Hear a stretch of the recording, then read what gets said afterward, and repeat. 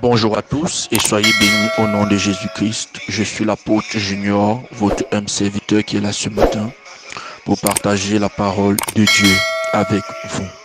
Ce matin, nous allons continuer sur notre thème comprendre la prospérité financière. Comprendre la prospérité financière. Dans le livre de ce matin, nous verrons déjà l'aspect spirituel de la prospérité. L'aspect spirituel de la prospérité. Dans le livre de 3 Jean, au chapitre 1, verset 2, il est écrit: Bien-aimé, je souhaite que tu prospères à tous égards et que tu sois en bonne santé, comme prospère l'état de ton âme. Bien-aimé, je veux que tu prospères à tous égards et que tu sois en bonne santé, comme prospère l'état de ton âme. Bien-aimés, lorsque nous parlons de la prospérité, nous devons noter qu'il y a plusieurs angles, plusieurs aspects, plusieurs dimensions de la prospérité. Et nous rappelons que quand nous parlons de la prospérité, c'est de quitter d'un état à un autre. C'est-à-dire c'est une évolution constante et permanente.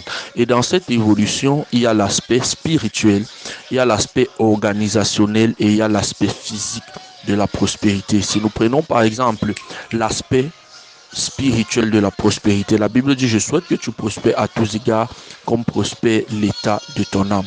L'état de ton âme, c'est quoi? C'est comme prospère ta vie spirituelle, comme prospère ta façon de voir les choses spirituelles, comme prospère ta compréhension des choses dans le domaine spirituel.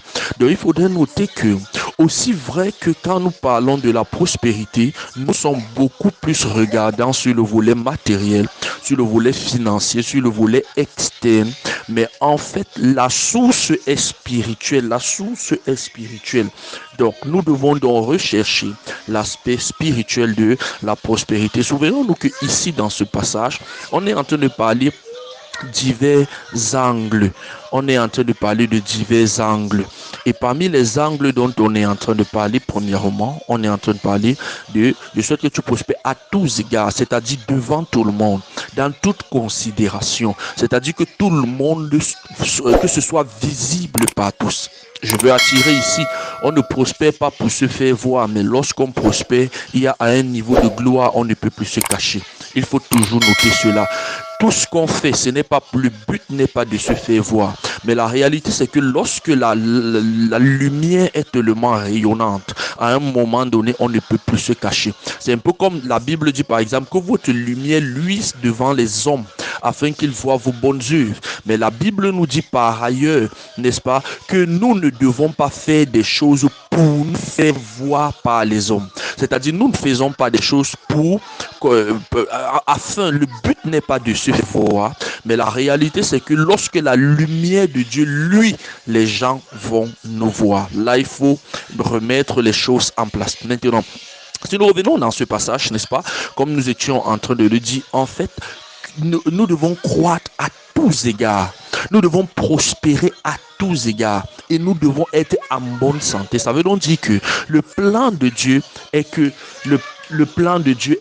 nous prospérons à tous égards. Le plan de Dieu, c'est que tu prospères à tous égards. Le plan de Dieu est que tu prospères à tous égards. Le plan de Dieu est que tu puisses avancer, quel que soit ce que tu es en train de faire, n'est-ce pas, que la gloire de Dieu puisse être rayonnante sur toi, rayonnante dans ta vie et que tu puisses prospérer. Et maintenant, quand nous revenons donc ici, on dit deuxièmement que tu sois en bonne santé. Ça veut dire Dieu veut que nous soyons en santé. Pourquoi? Parce que même dans notre santé, nous devons prospérer. Nous devons avoir une santé de plus en plus stable. Tout cela, c'est le plan de Dieu. Mais comme prospère l'état de ton âme, ce qui veut dire que les autres aspects de la prospérité sont dépendants de l'aspect spirituel de la prospérité.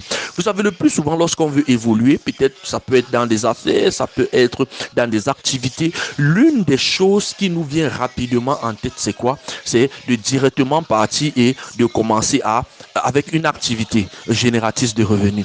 Je suis d'accord, c'est important, mais il faudrait noter qu'il y a un aspect que nous oublions le plus souvent. Et c'est l'aspect spirituel que nous oublions le plus souvent. Je prendrai un exemple. Dans l'aspect spirituel, il y a plusieurs angles, plusieurs domaines, n'est-ce pas, dont on a besoin. Par exemple, la direction de Dieu.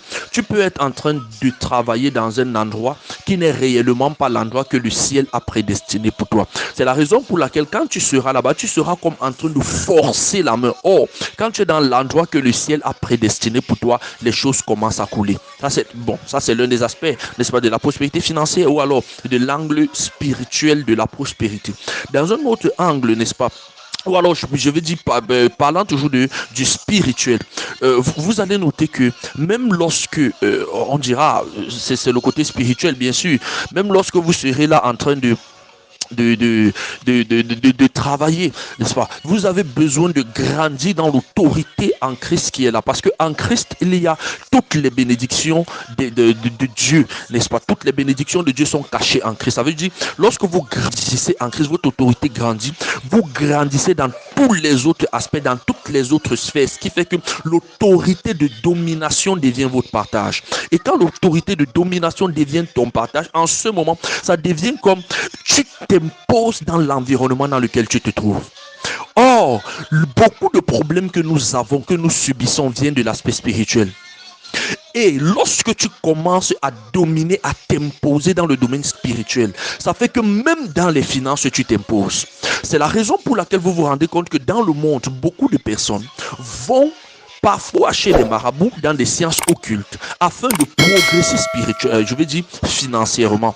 Ils cherchent les finances, mais ils vont dans des sciences occultes. Pourquoi? Parce qu'ils savent qu'ils ont besoin d'une certaine autorité, d'un certain charisme pour s'imposer dans la sphère spirituelle. Et comme la sphère spirituelle domine tout, c'est la raison pour laquelle comme la sphère spirituelle domine tout, c'est la raison pour laquelle ils recherchent cet environnement. Donc, il faut donc que dans la sphère spirituelle, tu puisses t'imposer, tu puisses évoluer, tu puisses progresser, afin que ça affecte le domaine financier, afin que ça affecte la prospérité financière. Si tu négliges cela, je peux te dire que tu n'es pas en train de faire, ou alors tu n'es pas en train de comprendre les choses droitement, ou alors tu n'es pas en train de comprendre les choses sincèrement. Tu te rendras peut-être compte que lorsque Adam était dans le jardin, quand il avait une relation personnelle avec Dieu, il a commencé à prospérer. Mais lorsqu'il a été chassé du jardin, c'est là où la malédiction a été donnée. Cette malédiction, c'était quoi? Tu travailleras à la sueur de ton front. Or, lorsqu'il était dans le jardin, ce n'était pas le cas. Ceci veut donc dire que, en fait, lorsqu'on est dans la présence de Dieu, on est constant dans la présence de Dieu. Il y a comme un aspect de bénédiction, de grâce, de faveur qui t'accompagne.